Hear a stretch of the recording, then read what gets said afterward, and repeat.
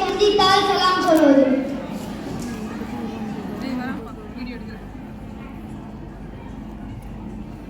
அஸ்ஸலாமு அலைக்கும் வரஹ்மத்துல்லாஹி வபரகாத்துஹு ஹஃபீஸ். ஹாய் ஹலோ, நல்லா இருக்கியா சார்? நல்லா இருக்கிறதெல்லாம் இருக்கட்டும். சலாம் சொன்னா பதில் சலாம் சொல்லாமல் ஹாய் ஹலோ சொல்லிக்கிட்டு இருக்க. இப்போ இதுதான் ரெண்டு. அப்படியா? கொஞ்சம் யோசிச்சு பாரு. எல்லா நேரமும் ஹாய் ஹலோ சொல்ல முடியுமா?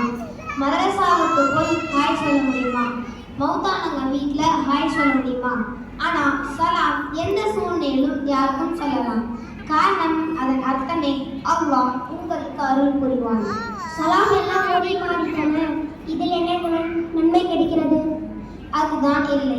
அஸ்ஸலாமு அலைக்கும் சொன்னா 10 நன்மை, அஸ்ஸலாமு அலைக்கும் வரஹ்மத்துல்லாஹ் சொன்னா 20 நன்மை, அஸ்ஸலாமு அலைக்கும் வரஹ்மத்துல்லாஹி வபரகாத்துஹு சொன்னா 30 நன்மை கிடைக்கிறது.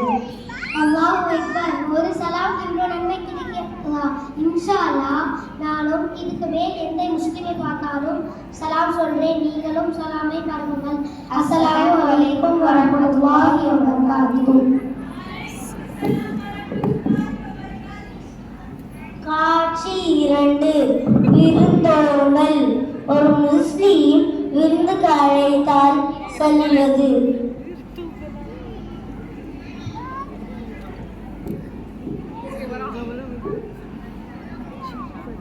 எங்கப்பா டிப்டாப்பா கிளம்பி இங்கே போற மாதிரி தெரியுது? நம்ம அப்துல் கனி வீட்டில் விசேஷமாமே. ஆமா ஆமா, என்னையும் தான் கூப்பிட்டாங்க. அப்புறம் என்ன, வாங்க போலாம். அங்கெல்லாம் எதுக்கு போய்கிட்டு?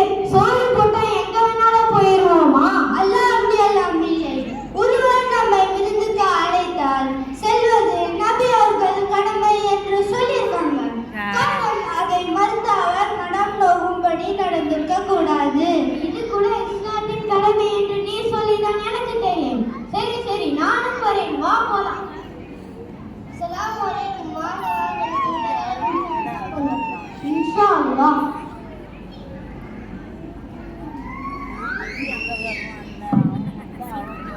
சாப்பாடு ரொம்ப அருமையா இருந்துச்சு. விருந்தழைப்பவருக்கு ஓடும் துஆ, அல்லாஹும்ம துஆஇம் மனா துஆமனி வஸ்கி மன் தகானி. ஆமீன். காட்சி 3. தும்பல். ஒரு முஸ்லிம் தும்பினால் பதில் சொல்வது.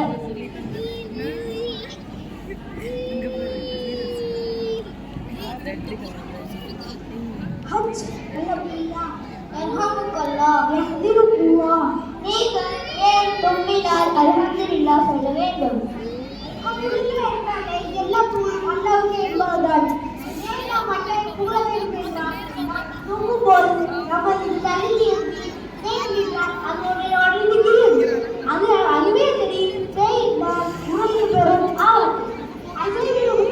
நாம் தூங்கும் போது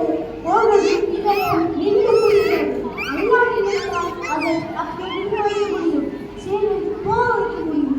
ஆனால் நல்ல முடியும் திரும்பி துணிவிக்கிறார். எப்போது காசனோ அல்ஹம்துலில்லாஹ்.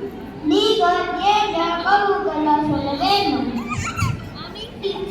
அல்ஹம்துலில்லாஹ் என்ற அல்லாஹ்வை புகழ்ந்தால் அதை கேட்டவர் அல்ஹம்துலில்லாஹ் சொல்ல வேண்டும் என்று நபி அவர்கள் கூறியுள்ளார்கள். ஏனென்றால் அதன் பொருளே தூங்கிய இவருக்கு அல்லாஹ் அருள் புரிவானாக என்று சொல்வதுதான். மறுபடியும் தூங்கியவர் ஏன் ஜக்தீகும் அல்லாஹ் சொல்ல வேண்டும்? தனது அனுமதியை சொன்னவருக்கு நேர்வழி கட்டாயமாக துஆ செய்கிறார். ஒரு துன்பலில் இவ்வளவு விஷயம் தீர்கிறதா? இன்ஷா அல்லாஹ் இதற்கு மேல் இதை நான் தவறாமல் கடைபிடிப்பேன். கேட்பவர்களுக்கும் கடைபிடிப்போமாக.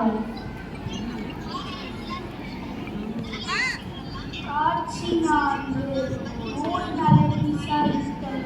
ஒரு முஸ்லிம் நோய்வாய்ப்பட்டால் நல விசாரிப்பு.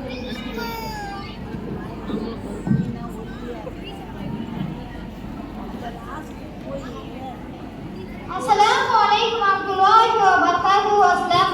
எங்கேயோ அவசரமா போன மாதிரி தெரியுது. முதலுக்கு கால் அடிபட்டு நம்ம போய் பார்த்துட்டு வரலாம். அப்படியா? எனக்கு தெரியாதே. சரி சரி, நானும் வரேன், போலாம். அஸ்ஸலாமு அலைக்கும் வரஹ்மத்துல்லாஹி வபரகாத்துஹு. இல்ல சும்மா சமையல் எண்ணெய் தான் தேய்ச்சோம். இப்படியே சமையல் எண்ணெயை தேய்ச்சா கால் அடிக்கிற நம்ம தான் வரும். அல்லாஹ் அக்பர், அல்லாஹ் காப்பாதன். என்னங்க எப்படி சொல்றீங்க? தபின், போகும் நிறுத்துங்கள். நோயாளியை பார்த்தால் இந்த மாதிரி பயன்படுத்துகிற வார்த்தை பேசக்கூடாது. ஆறுதலான வார்த்தை மட்டும்தான் பேச வேண்டும் என்று நபிகள் சொல்லாத சொல்லியிருக்காங்க.